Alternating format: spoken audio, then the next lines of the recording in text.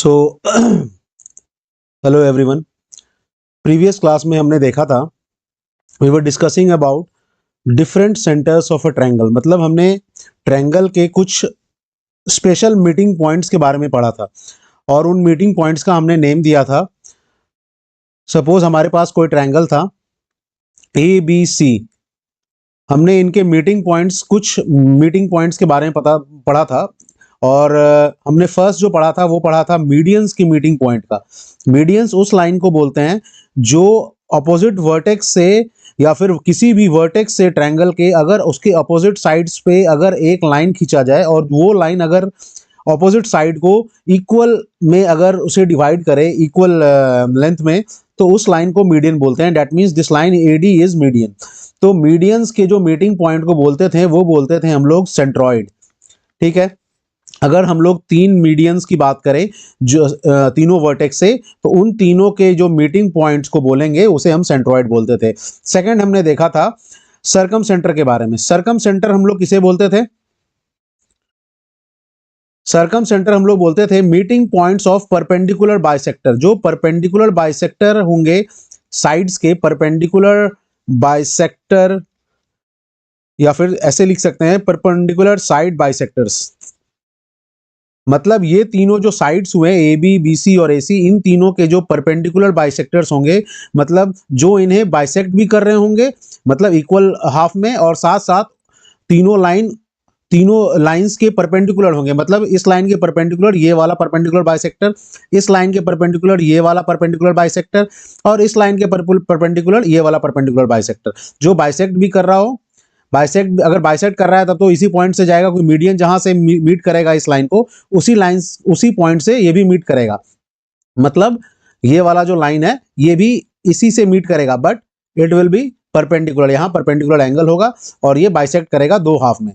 तो ये तीनों का जो मीटिंग पॉइंट बनेगा उसे हम लोग, परपेंडिकुलर साइड बाइसेक्टर्स के जो मीटिंग पॉइंट है उसे हम लोग बोलते थे सर्कम सेंटर। और सर्कम सेंटर कुछ नहीं था वो एक ऐसे सेंटर का पॉइंट था जो अगर हम लोग इन तीनों वर्टिसेस को अगर हम एक सर्कल के ऊपर लेके ड्रॉ करें, मतलब उस सर्कल के पैरामीटर के ऊपर तीनों ट्रायंगल के जो तीनों वर्टिसेस हैं वो आएंगे और वो पूरी तरीके से इंक्लोज करेगा इस ट्रायंगल को। तो उस टाइप के सर्कल को हम लोग सर्कम सर्कल बोलेंगे। और उसका सेंटर जो है वो निकालने का तरीका है कि अगर परपेंडिकुलर बाइसेक्टर्स के मीटिंग पॉइंट को हम देखें तो वही होता है सर्कम सर्कल का सेंटर, जिसे हम लोग सर्कम सेंटर बोलते हैं। तो परपेंडिकुलर साइड बाइसेक्टर का जो मीटिंग पॉइंट हुआ उसे सर्कम सेंटर बोलें। थर्ड हमने बोला था इन सेंटर। और इन सेंटर कहां से आता था? एंगल बाइसेक्टर्स जो हैं तीनों एंगल बाइसेक्टर्स जो होंगे किसी भी ट्रायंगल में, उनके मीटिंग पॉइंट को हम इन सेंटर बोलेंगे। इन सेंटर मतलब इस एंगल का जो बाइसेक्टर होगा, इस एंगल का जो बाइसेक्टर होगा, और इस एंगल का जो बाइसेक्टर होगा, मतलब जो एंगल को इक्वल हाफ में डिवाइड करे। तो ये तीनों जो लाइन होंगे इनके जो मीटिंग पॉइंट्स होंगे उसे हम बोलेंगे इन सेंटर। और वो सेंटर ऐसा होगा कि अगर कोई सर्कल, अगर उस सेंटर को लेके अगर कोई सर्कल ड्रॉ किया जाए तो वो सर्कल पूरी तरीके से इस ट्रायंगल के अंदर होगा और ये तीनों साइड्स उसके टेंजेंट होंगे। ये भी हमने बताया था। एंगल बाइसेक्टर्स से हमारा सेंटर मिलता है। फोर्थ हमने देखा था ऑर्थो सेंटर के बारे में। ऑर्थो सेंटर हमें कैसे मिला था? ऑर्थो सेंटर हमें मिला था अगर हम ओनली परपेंडिकुलर ड्रॉ करें तीनों वर्टिसेस से, परपेंडिकुलर अगर हम ड्रॉ करें तीनों वर्टिसेस से उसके ऑपोजिट साइड्स के ऊपर, मतलब इस वर्टिसेस से परपेंडिकुलर ड्रॉप करो इस साइड के ऊपर, इससे ड्रॉप करो इसके ऊपर, ठीक है, परपेंडिकुलर, और उस तीसरे वाले का भी अगर परपेंडिकुलर ड्रॉप करें इसके ऊपर, तो तीनों का जो मीटिंग पॉइंट होगा उसे हम लोग बोलते थे ऑर्थो सेंटर। उसे बोलेंगे ऑर्थो सेंटर। लास्ट में हम लोग देखे थे एक्स सेंटर के बारे में। एक्स सेंटर कुछ नहीं था, इंटरनल एंगल। जो इंटरनल एंगल था, फिफ्थ हमने देखा था अगर कोई इंटरनल एंगल है, एक one internal angle and two external angle bisector, external angle bisector, इसके जो मीटिंग पॉइंट को बोलते हैं वो बोलते हैं एक्स सेंटर। यानी कि ये वाला, अगर सपोज मैं इंटरनल एंगल मान रहा हूं ए, तो इसको अगर मैं एक्सटेंड कर दूं तो, और दूसरा वाला दूसरे वाले जो वर्टिसेस हैं उसका एक्सटर्नल एंगल मतलब ये वाला, इसका जो अगर एंगल बाइसेक्टर होगा, और तीसरे वाले को भी मैं एक्सटेंड कर दूं और तीसरे वाले का जो एंगल बाइसेक्टर होगा, इन तीनों का जो मीटिंग पॉइंट होगा ये एक एक्स सेंटर कहलाता है। और ये एक ऐसे सर्कल का सेंटर है जिसके लिए ये तीनों साइड्स ये तीनों साइड्स टेंजेंट होंगे। मतलब ये वाला जो एक्सटेंशन है ये दूसरा भी टेंजेंट ये होगा जो एक्सटेंशन होगा, और तीसरा ये खुद होगा BC जो ए एंगल के ऑपोजिट है। तो ये आपको इसे इस टाइप के सेंटर को बोलेंगे एक्स सेंटर, और ये एक एक्स सर्कल बनाएगा। और इस टाइप के 3 एक्स सेंटर हम लोग किसी भी ट्रायंगल के लिए हम लोग ड्रॉ कर सकते हैं। जैसे हमने इन दोनों को एक्सटेंड करके बनाया है, हम लोग इसको और इसको एक्सटेंड करके भी एक एक्स सर्कल बना सकते हैं यहाँ पे। उसी तरीके से हम लोग इसको और इसको भी एक्सटेंड करके हम लोग एक एक्स सर्कल बना सकते हैं यहाँ पे। तो ये 3 एक्स सेंटर देंगे। तो हमने ये सारे सेंटर्स के बारे में हमने पढ़ा था। अब हम लोग इस क्लास में हम लोग देखेंगे to find out the coordinates of each of the centres. मतलब पहला हम लोग बात करेंगे सेंट्रॉइड का।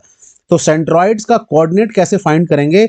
अगर हमें एक ट्रायंगल के तीनों वर्टिसेस का अगर कोऑर्डिनेट्स पता है, मतलब हमें अगर ABC तीनों के कोऑर्डिनेट्स पता है, ABC, A का कोऑर्डिनेट हमें पता है x1 y1, B का पता है हमें x2 y2, और C का हमें पता है x3 y3, then how will we find, हम लोग कैसे फाइंड करेंगे कि जो सेंट्रॉइड है उसके कोऑर्डिनेट्स को in terms of x1 y1, x2 y2 और x3 y3 कैसे लिखेंगे, ये कैसे हम लोग पता करेंगे? तो इसको हम लोग देखते हैं। तो इसके लिए पहले हम लोग फिगर ड्रॉ कर लेते हैं एक और क्लियर। नेक्स्ट पेज में आते हैं। एक ट्रायंगल आप ड्रॉ कर लीजिए, थोड़ा बड़ा साइज में ड्रॉ कर लीजिए ताकि आपको ईजी हो फिगर ज्योमेट्री को बनाने में। तो सपोज आपके पास एक ट्रायंगल ABC दिया हुआ है, ABC दिया हुआ है। अब सपोज आप 3 मीडियन ड्रॉ करो। मीडियन मतलब हर एक वर्टिसेस से उसके ऑपोजिट साइड्स को बाइसेक्ट करने वाला लाइन। तो सपोज यहाँ पे एक पॉइंट पहले मार्क कर लो जो इस लाइन को बाइसेक्ट करे इक्वल हाफ्स में, तो ये उसका मिड पॉइंट लग रहा है। उसी तरह इसका मिड पॉइंट ये लग रहा है, इसका मिड पॉइंट ये लग रहा है। तो आप देखिए, अगर मैं ए लाइन से, ए पॉइंट से एक लाइन ड्रॉ करता हूं तो इस लाइन को मीडियन बोलेंगे, median on BC from A vertex. उसी तरीके से B से अगर हम एक मीडियन ड्रॉ करें AC के ऊपर, तो B से हम लोग AC के ऊपर एक मीडियन ड्रॉ कर रहे हैं, और ये हो गया आपका सेकंड मीडियन B से AC के ऊपर। तीसरा वाला मीडियन हम लोग ड्रॉ करेंगे C to AB, और ये जो मीट कर रहे हैं पॉइंट्स पे, डिफरेंट पॉइंट्स पे, उन पॉइंट्स को हम लोग नेम कर देंगे D, E और F। अब देखिए, अगर आप देखिए, अब हम लोग क्या करेंगे कि आप E और F लाइन को मिला लीजिए, ठीक है, E और F को ज्वाइन कर लीजिए। अब देखिए, अब हम तीनों पॉइंट्स के कोऑर्डिनेट्स को नेम कर देंगे जो हमने डिफाइंड, हमें दिया रहेगा value x1 y1, x2 y2 and this one is x3 y3, x3 y3। तो ये देखिए, अब यहां से देखिए, the first thing which we will do is, जो पहला काम हम लोग करेंगे वो हम लोग देखेंगे कि ये पॉइंट और ये पॉइंट का कोऑर्डिनेट कितना है। तो आपको पता है कि ये लाइन जो है, ये लाइन आपको BC लाइन को इक्वल हाफ्स में डिवाइड करेगा। मतलब ये भी मिड पॉइंट है इस लाइन का, ये मिड पॉइंट है AC का, और F मिड पॉइंट है AB का। तो मिड पॉइंट का मतलब क्या हो गया, इन दोनों का अगर मिड पॉइंट है तो इसका कोऑर्डिनेट्स E का हो गया x1 plus x3/2, y1 plus y3/2। उसी तरीके से आपको पता है सेक्शन फॉर्मूला से मैंने पहले ही बताया था। उसी तरीके से F अगर इन दोनों का मिड पॉइंट है x1 और x2 का, तो x1 प्लस x2/2, और ये हो गया y1 प्लस y2/2, ठीक है। उसी तरीके से D का जो अगर मिड पॉइंट है आपका BC का, तो ये हो गया x2 plus x3/2, y2 plus y3/2। अब देखिए, आपको तीनों मिड पॉइंट पता चल गए। अब मिड पॉइंट्स अगर पता है, और आपको जो फर्स्ट थिंग आपको प्रूव करना है वो आपको देखिए, EF लाइन जो है ना वो पैरेलल है आपके BC लाइन के, जो EF लाइन है। अब देखिए, हमारा जो टारगेट है मेनली ये जो सेंट्रॉइड पॉइंट है, तीनों मीडियंस के जो मीटिंग पॉइंट को बोलते हैं वो बोलते हैं हम सेंट्रॉइड। अब हमें देखिए, ये पॉइंट पता है, किसी भी मीडियन के 2 जो उसके एंड पॉइंट्स है वो हमें पता है। अब हमें अगर G का कोऑर्डिनेट्स पता करना है तो हमें जस्ट रेशियो पता करना है कि AG इज टू GD कितना होगा, या फिर EG इज टू, क्योंकि यहाँ भी देखिए सेम कंडीशन है, ये पता है और ये पता है, दोनों एंड पॉइंट्स, हमें G का कोऑर्डिनेट पता करना है, तो हमें EG इज टू, अगर BG पता है, अगर ये रेशियो पता है AG इज टू GD या फिर EG इज टू BG, तो मैं G का कोऑर्डिनेट बता दूंगा, या फिर मैं ये भी बोल सकता हूं कि FG इज टू, अगर GC पता है तो मैं G का कोऑर्डिनेट इजीली बता दूंगा बाय सेक्शन फॉर्मूला, ये आपको पता है। अब देखिए G को के कोऑर्डिनेट्स को निकालने के लिए हम लोग पहला चीज जो प्रूव करेंगे, वो पहला चीज हमें प्रूव करना होगा, ये EF लाइन जो है और ये BC लाइन जो है, ये दोनों पैरेलल है, पहले आप देख लीजिए बिकॉज, और इसको प्रूव कैसे करेंगे, तो ये देखिए BC लाइन का, अब देखिए पैरेलल जब भी आपको दो लाइन को प्रूव करना हो ना, तो सबसे इजी प्रोसेस होता है कि दोनों के स्लोप्स को बराबर, अगर दोनों का स्लोप बराबर है, that means those two lines are parallel, वो दोनों लाइन पैरेलल हैं आपके। तो इसके लिए क्या करेंगे हम, इसके लिए हम लोग क्या करेंगे कि दोनों लाइन का स्लोप निकाल लीजिए, स्लोप ऑफ, देखिए स्लोप ऑफ क्या लिखेंगे, BC, और स्लोप ऑफ EF, तो स्लोप ऑफ BC लिखेंगे और स्लोप ऑफ EF लिखेंगे। तो BC का स्लोप कैसे लिखेंगे और EF का स्लोप कैसे लिखेंगे वो देख लीजिए। तो जब पहले हम EF की बात कर रहे हैं, पहले हम BC की बात कर रहे हैं, तो BC का स्लोप हम लोग लिखेंगे y3 माइनस y2, उसके ऑर्डिनेट्स का difference, divided by x3 minus x2, आपको पता होगा। तो इसको लिखेंगे y3, इसको लिखेंगे y3 minus y2 divided by x3 minus x2, ठीक है। और उसी तरह EF, अब देखिए EF के स्लोप की बात हो रही है, EF की स्लोप को कैसे लिखेंगे हम लोग, फिर से हम लोग क्या करेंगे, y1 plus y3 minus y1 plus y2 in bracket divided by 2, क्योंकि 2 दोनों में कॉमन है, तो इसको लिखेंगे y1 प्लस y3 माइनस में y1 plus y2 bracket divided by, क्योंकि दोनों में 2 था तो 2 को कॉमन ले लीजिए LCM। उसी तरह डिवाइडेड बाई क्या होगा, x1 प्लस x3, आप देख लेना, minus x1 plus x2 divided by 2 is common, तो ये 2 कैंसिल हो जाएगा, और यहाँ पे आपका y1 और माइनस y1 कैंसिल हो जाएगा, बचेगा ऊपर में आपका y3 minus y2 by x3 minus x2, आप करके देख लेना। तो यहां से आपको पता चलता है कि जो स्लोप ऑफ EF है वो पैरेलल है आपके BC के, यानी BC और EF लाइन जो है, ये देखिए स्लोप इसका भी है y3 minus y2 by x3 minus x2, और इसका भी है y3 minus y2 by x3 minus x2, यानी EF लाइन जो है वो पैरेलल है आपका BC लाइन के, ये आपको पता चल गया। और अगर EF और BC लाइन अगर पैरेलल है तो आपको अब आपको, आपके लिए बहुत इजी हो गया, अब हम लोग सिमिलर ट्रायंगल्स के प्रूफ से हम लोग रेशियो निकालने की कोशिश करेंगे, ये वाले रेशियो को, AG is to GD, EG is to BG और FG इज टू GC को। तो ये कैसे हम लोग निकालते हैं वो देख लेते हैं। तो फिर से हम लोग जो है, फिर से हम लोग ट्रायंगल ड्रॉ कर लेंगे, फिर से देखिए, फिर से हम लोग एक बार ट्रायंगल ड्रॉ कर लेते हैं, ठीक है। अब देखिए ये आपका A था, ये B था, ये C था, ये आपका AD था, ये आपका BE था, ये आपका CF था, ठीक है। ये यहाँ पे कहीं G पॉइंट था, इस पॉइंट को ऐसे डार्क कर दीजिए, G पॉइंट था, ठीक है। अब देखिए ये आपने प्रूव कर दिया, ये आपका D था, ये E था, ये F था, EF जो लाइन था आपने प्रूव कर दिया कि BC के पैरेलल है। अब देखिए, अब हम लोग दो ट्रायंगल को लेते हैं, ट्रायंगल AFE और दूसरा ट्रायंगल लेते हैं ABC, ठीक है। ट्रायंगल AFE और दूसरा ट्रायंगल लिया हमने ABC, छोटा वाला ट्रायंगल AFE और दूसरा ट्रायंगल लिया हमने ABC। अब देखिए इसमें देखिए फर्स्ट वाले, अब देखिए हम लोग ये दो लाइन EF और BC अगर पैरेलल है तो इसका, और EF और BC अगर पैरेलल है और ये दो को हम ट्रांसवर्स की तरह देखें, AB और AC को अगर ट्रांसवर्स की लाइन की तरह देखें, तो ये एंगल और ये एंगल ये दोनों सेम होगा। उसी तरीके से ये एंगल और ये एंगल सेम होगा, क्योंकि आपको पता है ट्रांसवर्स लाइन अगर दो पैरेलल लाइन के लिए खींचा जाए तो ये एंगल जो है ये दोनों सेम होते हैं, आपको पता होगा।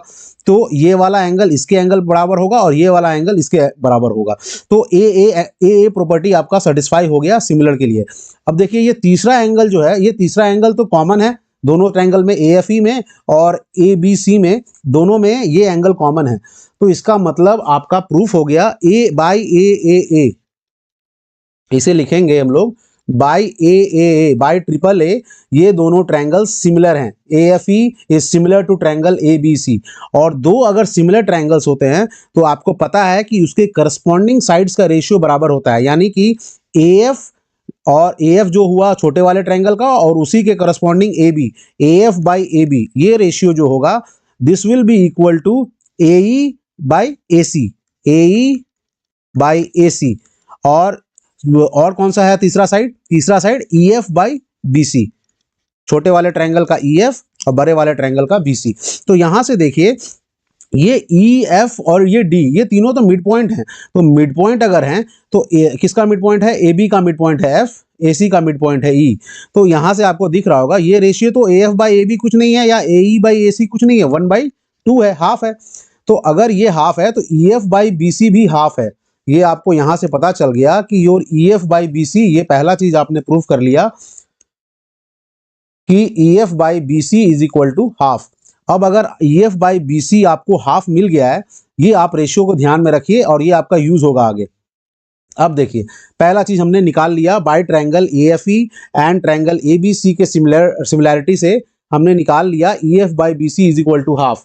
अब यहीं से देखिए अगर मैं दो अदर ट्रायंगल्स की मैं बात करूंगा, अब EFG और दूसरा ट्रायंगल लूंगा मैं E, या फिर ऐसे भी ले सकते हो आप EGF, और दूसरा ट्रायंगल ले लो BGC।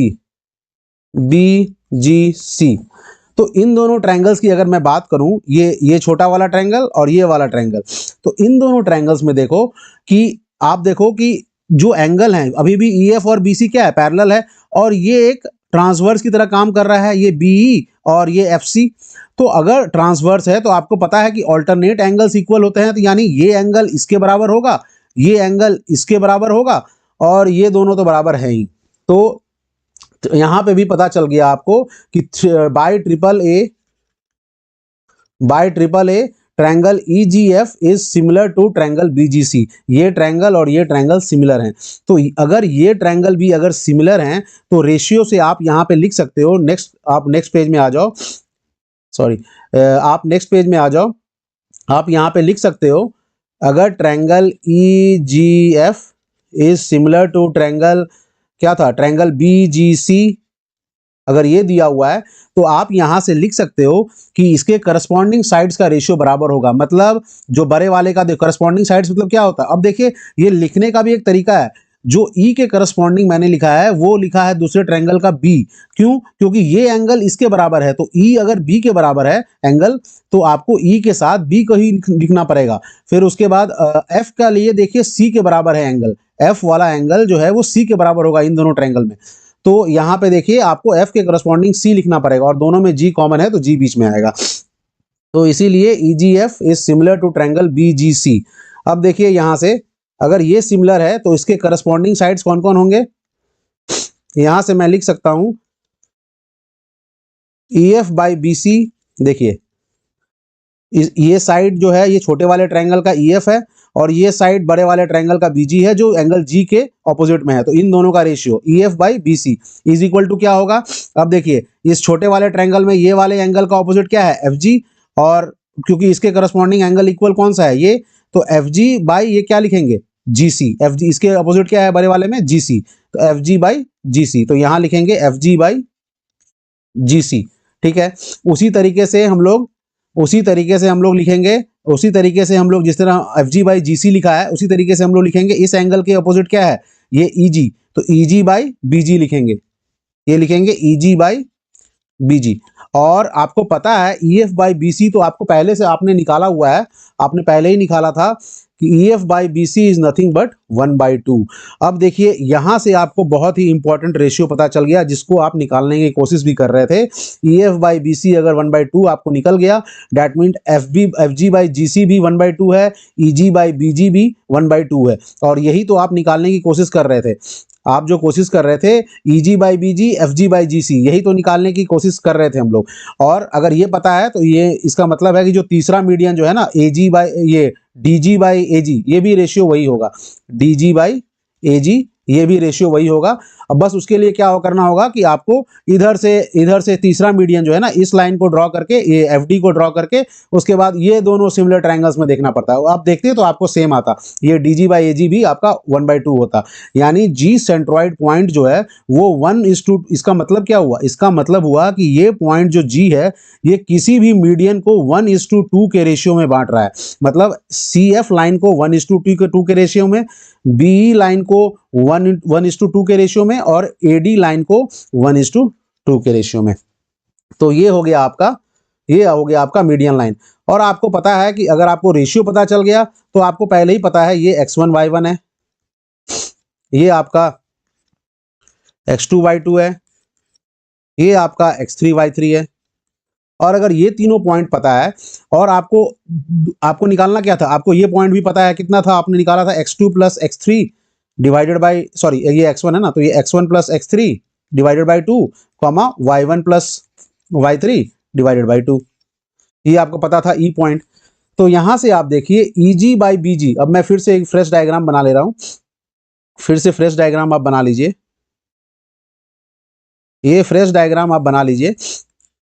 देखिए अगर आपको ए बी सी, यहां से जो मीडियन निकल रहा था, यहां से जो मीडियन लाइन था, यहां से एक मीडियन लाइन था, और यहां से एक मीडियन लाइन था।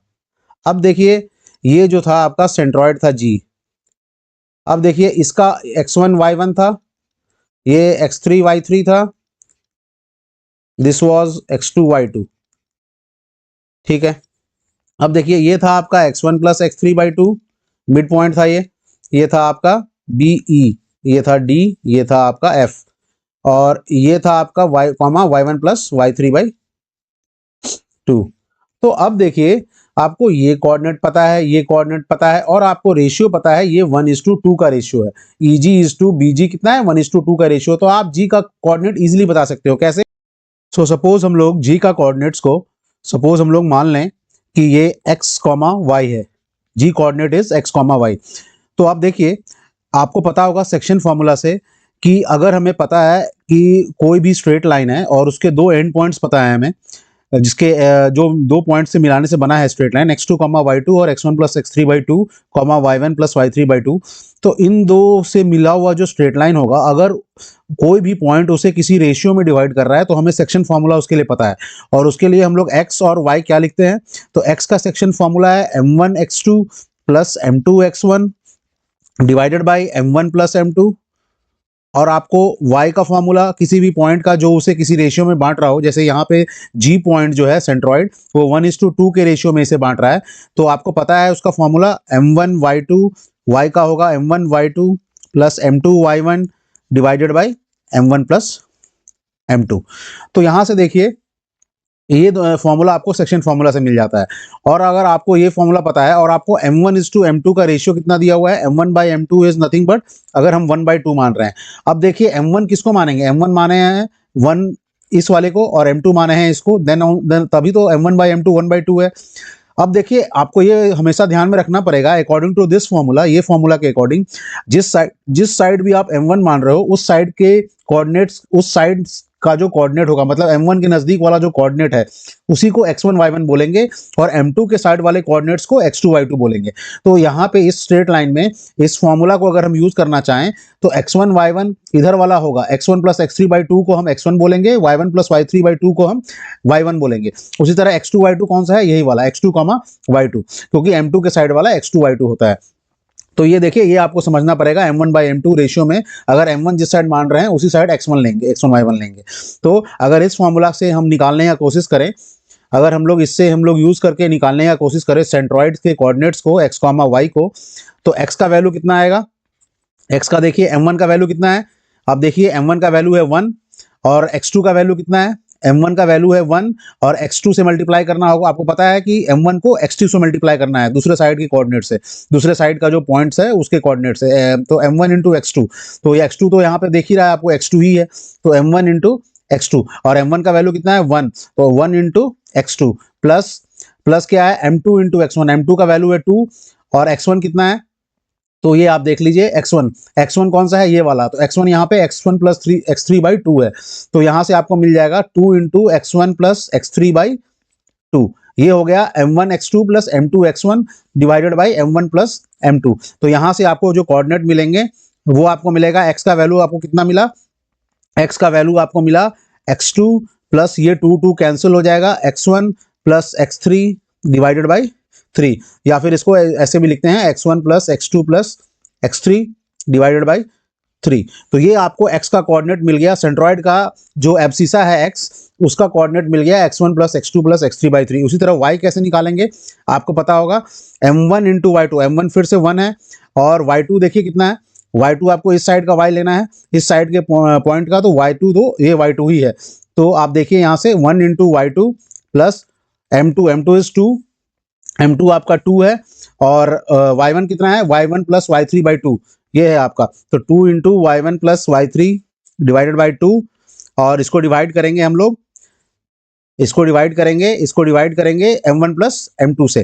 तो फिर आपका जो रेशियो आएगा वो फिर से वही आ जाएगा, ये 2 कैंसिल हो जाएगा and the ratio will be y1 plus y2 plus y3 divided by 3। तो ये एक बहुत इंपॉर्टेंट आपको सेक्शन फॉर्मूला से आपको सेंट्रॉइड का कोऑर्डिनेट जो मिल गया, सेंट्रॉइड का कोऑर्डिनेट क्या मिला, अगर आपको तीनों वर्टिसेस ए बी सी इन तीनों के कोऑर्डिनेट्स अगर आपको पता है तो आपको सेंट्रॉइड का कोऑर्डिनेट मिल गया। x को हम लिखेंगे इन टर्म्स ऑफ a का कोऑर्डिनेट x1 y1 x2 और b का कोऑर्डिनेट x2 y2, c का कोऑर्डिनेट अगर x3 y3 दिया हुआ है तीनों वर्टिसेस का कोऑर्डिनेट, तो सेंट्रॉइड का कोऑर्डिनेट होगा x1 plus x2 plus x3 divided by 3, और जो उसका ऑर्डिनेट होगा वो होगा y1 plus y2 plus y3 divided by 3। तो यहाँ से हमने देखा ये सेंट्रॉइड जो g है, g will be written as x1 plus x2 plus x3 divided by 3, comma y1 plus y2 plus y3 divided by 3। तो हमने देखा कि अगर हमें तीनों वर्टिसेस का कोऑर्डिनेट पता है तो हम सेंट्रॉइड का कोऑर्डिनेट निकाल सकते हैं। और सेंट्रॉइड के बारे में हमें ये भी एक चीज़ पता चला कि सेंट्रॉइड जो है हमने जो प्रूफ किया था कि EG by BG is equal to 1:2 का रेशियो, ये हमने सिमिलर ट्रायंगल से देखा था। तो ये एक बहुत इंपॉर्टेंट प्रॉपर्टी होता है कि सेंट्रॉइड, आप लिख सकते हो उसको, आप नेक्स्ट पेज में लिख लो पहला पॉइंट कि centroid divides the median in ratio of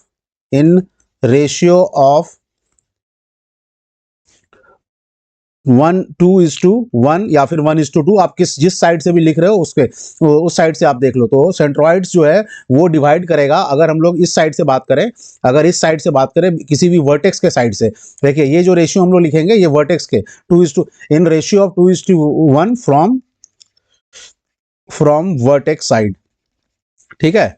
ये याद रखिए आप कि अगर वर्टेक्स से हम लोग देखेंगे तो वर्टेक्स से 2:1 के रेशियो में, 2:1 के रेशियो में, वर्टेक्स से 2:1 के रेशियो में, यहाँ भी वही होगा, वर्टेक्स से 2:1 का रेशियो, यहाँ भी वही होगा, वर्टेक्स से 2:1 का रेशियो। तो ये जो 1:2 का रेशियो हम इस साइड से बोल रहे थे मीडियन के पॉइंट से, तो वहां से अगर 1:2 बोल रहे हैं तो वर्टेक्स से 2:1 का रेशियो बोलेंगे। तो सेंट्रॉइड जो है किसी भी मीडियन को 2:1 को के रेशियो में डिवाइड करता है, ये एक बहुत इंपॉर्टेंट पॉइंट है। और इसी से हमें पता चला कि सेंट्रॉइड का कोऑर्डिनेट जो है वो अगर हमें तीनों वर्टेक्स पता है तो हम लोग उसे लिखेंगे x1 plus x2 plus x3 divided by 3 और y1 plus y2 plus y3 divided by 3। तो ये आपको पता चला। और एक चीज़ है इसमें सेंट्रॉइड के बारे में, आप ये जब एरिया निकालोगे, जब हम लोग एरिया ऑफ ट्रायंगल से पढ़ेंगे तो उससे भी हम आपको दिखा देंगे। ये जो 6 एरिया है, जब तीनों मीडियन को आप ज्वाइन करते हो और उसके बाद जो 6 एरिया इस ट्रायंगल में जो 6 ट्रायंगल बन रहे हैं 1 2 3 4 5 6, these 6 triangles have equal areas. आप ये भी लिख सकते हो एक सेकेंड प्रॉपर्टी कि all six triangles formed by medians are equal in area। मतलब जो 6 ट्रायंगल है, जो 6 ट्रायंगल मीडियंस के मिलने से बन रहा है अंदर में, ट्रायंगल के अंदर में, वो 6 ट्रायंगल्स का एरिया इक्वल है। तो ये हो गया सेंट्रॉइड का बेसिक प्रॉपर्टी। और हम लोग नेक्स्ट क्लास में सर्कमसेंटर के बारे में पढ़ेंगे। So thank you. और आप लोग इस पे बहुत सारे प्रॉब्लम्स भी हम दिखाएंगे जब PYQs की बात करेंगे, और कुछ अच्छे प्रॉब्लम्स की भी, तो उसको भी हम लोग देखेंगे। So thank you and please like and subscribe.